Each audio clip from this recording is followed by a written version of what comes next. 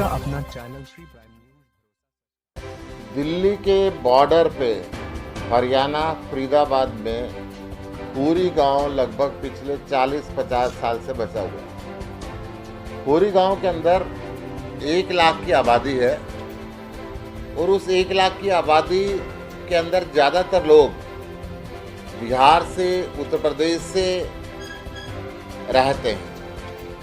हरियाणा सरकार को खोरी गांव खाली कराने का ऑर्डर नगर निगम को दे दिया गया है।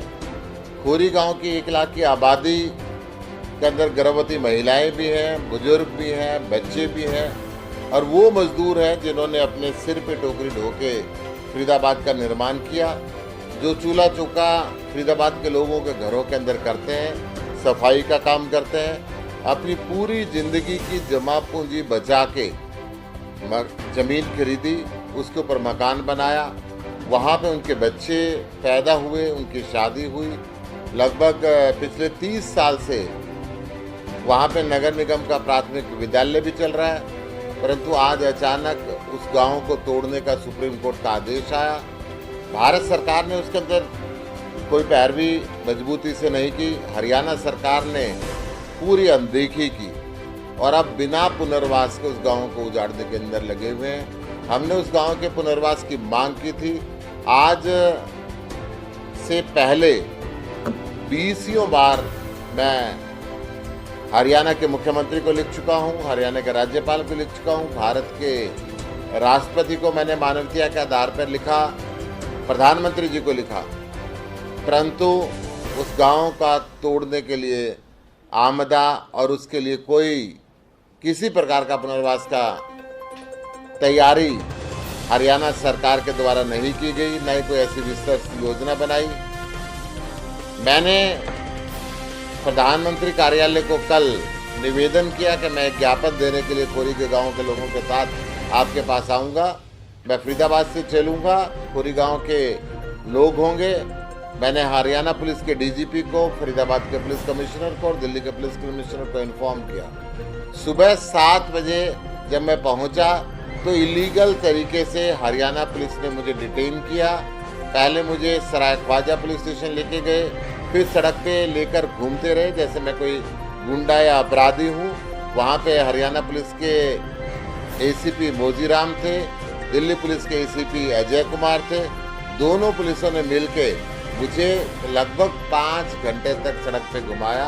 पहले मुझे सराय ख्वाजा पुलिस स्टेशन लेके गए, उसके बाद दूसरा police station BPT police station Faridabad लेके गए और तीसरा सेक्टर 37 का पुलिस स्टेशन फरीदाबाद के अंदर लेके गए। मुझे 4-4.5 घंटे के बाद में वो मेरे खिलाफ कोई केस बना के लाए, कहा कि आप जमानत के लिए अप्लाई करें, 107-51 में आपको बंद कर रहे हैं। मैंने कहा कि मैं बंद रहना पसंद करूंगा, खोरी गांव के लोगों की आवाज़ जेल में बैठ के उठाऊंगा, मैं किसी जमानत नहीं लूंगा।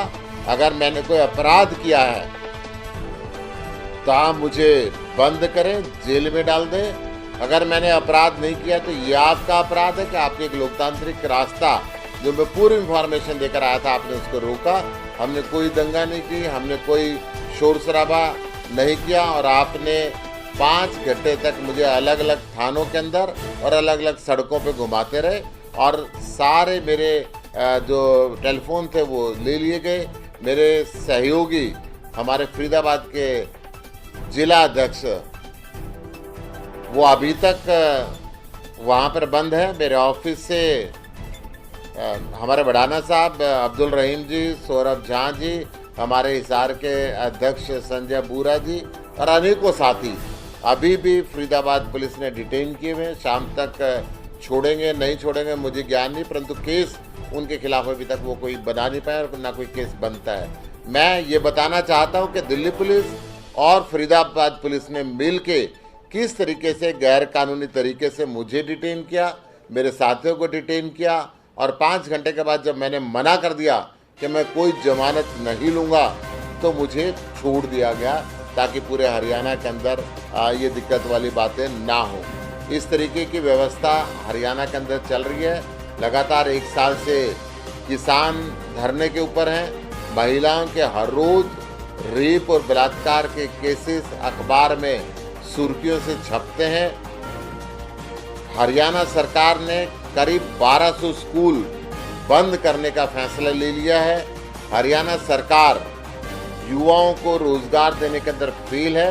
पिछले 7 साल के अंदर एक नया उद्योग हरियाणा के अंदर नहीं आया। वो 600 दिन को सेलिब्रेट कर रहे हैं। 600 दिन में ना उन्होंने बिजली दी, ना पानी की व्यवस्था ठीक करी, ना शिक्षा करी, ना चिकित्सा की करी।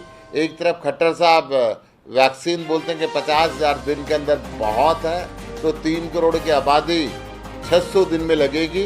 दूसरी तरफ एम्स के डायरेक्टर प्रोफेसर गुलेरिया बोलते हैं कि 6 से 8 हफ्ते के अंदर तीसरी लहर पहुंचने वाली है। हरियाणा के लोगों की जान बचाने के लिए खट्टर साहब कुछ भी नहीं कर रहे हैं। आज मैं इस विषय पे आपसे चर्चा करने के लिए आया था। कोई क्वेश्चन?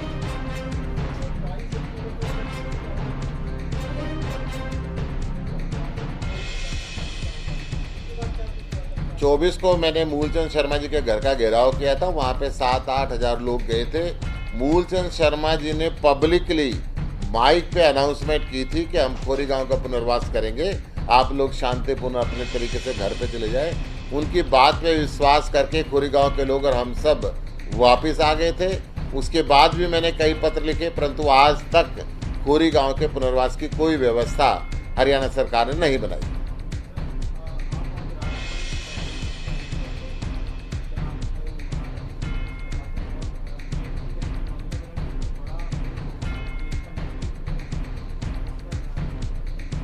देखिए, आज मैसेज मिला है हमें इस मीटिंग का। मीटिंग के अंदर पार्टी ने मुझे ऑथराइज़ किया, मैं वहाँ पे जाऊँगा और देश की हालात आज किस कदर से गुजर रही है। आपने देखा है कि कोरोना के अंदर ऑक्सीजन की कमी से लोग मरते रहे, बेरोजगारी का आलम चरम सीमा पे पहुँच चुका है। राम मंदिर जो आस्था से जुड़ी थी, बीजेपी ने बहुत बड़ा मुद्दा बनाया था, उसकी ज़मीन के अंदर पैसे खाए जा रहे हैं।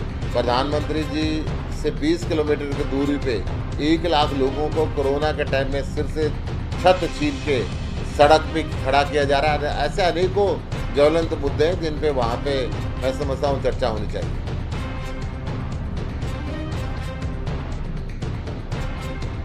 नहीं, मेरे संज्ञान में ऐसी कोई जानकारी नहीं है और मैं ये इस मुद्दे पे अभी वो बहुत दूर की बात है, अभी आज ऐसी बातें करने का वक्त भी नहीं है।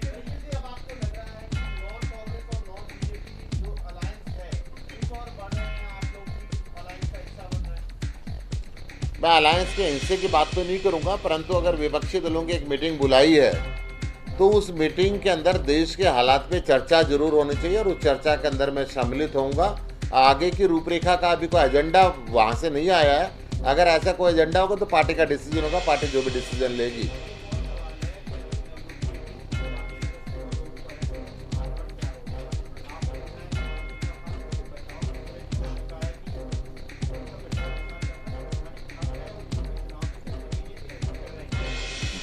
जब जब चुनाव आते हैं बीजेपी हमेशा ऐसी बात करती है और धर्म और जाति के नाम पे लोगों को बांटने की कोशिश करती है।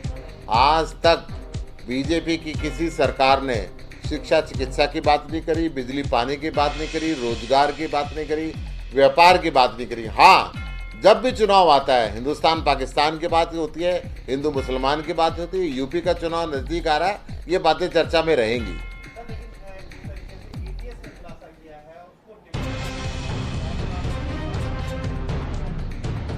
मैं तो ये बता रहा हूँ कानून अपना रास्ता लेता है, परंतु जब जब चुनाव आते हैं, चाहे वो दिल्ली का चुनाव आया, चाहे कोई और चुनाव आया, अब यूपी का चुनाव आ रहा है, उस समय इनको ये चीज़ें क्यों याद आती हैं?